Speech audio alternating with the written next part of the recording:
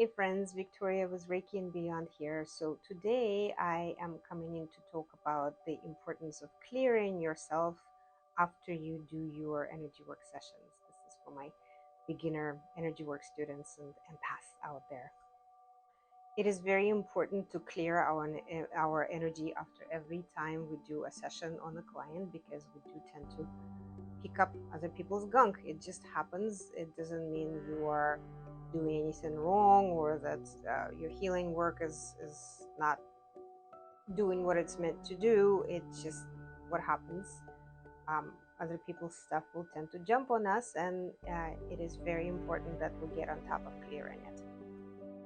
So one of the very easy and quick ways to do a clearing on ourselves, if there isn't an overaccumulation of stuff, is to use a selenite stick. It's this beautiful selenite crystal. It's like a million strands of light in a crystal form.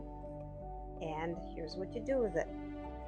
So you simply go ahead, take your stick and start running it very slowly through your energy field with an intention to brush off whatever you might have picked up, saturating yourself with light.